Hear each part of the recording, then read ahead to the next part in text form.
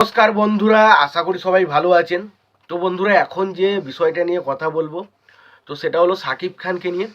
তো সাকিব খানের দুটো ছবির বিষয়ে আপডেট দেবো, একটা হচ্ছে বরবাদ এবং একটা তাণ্ডব। তো তাণ্ডব ছবিটা আসতে চলেছে রায়হান রাফির সাথে। আমরা আবারও তুফানের পর একসঙ্গে এই জুটিটাকে পেতে চলেছি, রায়হান রাফি এবং সাকিব খান। এই জুটিটাকে আমরা আবারও পেতে চলেছি তাণ্ডব ছবির মাধ্যমে। তো সেই বিষয়ে তিনি কি বলেছেন রায়হান রাফি তাণ্ডব ছবি নিয়ে, সেই বিষয়ে কথা বলবো।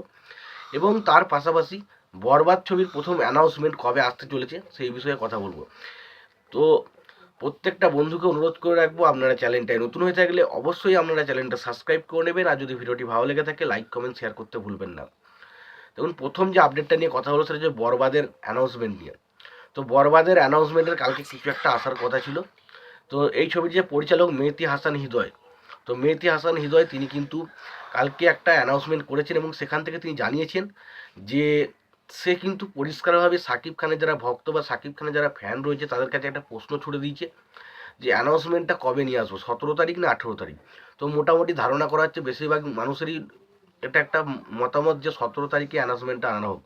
তো আশা করাই যায় যে তাহলে 17ই ডিসেম্বর কিন্তু বরবাদ ছবির কোনো একটা ফার্স্ট লুক বা কোনো একটা অ্যানাউন্সমেন্ট টিজার কিছু না কিছু একটা আসতে চলেছে। তো দেখা যাক আলটিমেট 17ই ডিসেম্বর আমরা বরবাদের কোন জিনিসটা দেখতে পাই।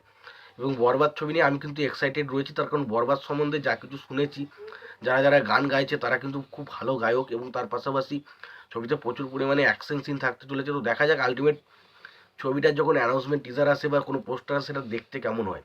তো আমি কিন্তু প্রচণ্ড এক্সাইটেড। দ্বিতীয় যে বিষয়টা নিয়ে কথা বলবো সেটা হচ্ছে রায়হান রাফি এবং সাকিব খান। তারা যে তারা তুফানে একসঙ্গে কোলাবোরেশন করেছিল এবং দেখেছি ছবিটা বক্স অফিসে কী করেছে, পুরো তাণ্ডব মাচিয়ে দিয়েছে চারিদিকে। এবং সেই কারণেই তাদের পরবর্তী ছবির নাম আবার হতে চলেছে তাণ্ডব। এবং এই ছবিটা তাণ্ডব, সেটা বলা হচ্ছে নাকি এই ছবিটা নাকি সাকিব খানের তুফান ছবির থেকেও একটা সেরা ছবি হতে চলেছে।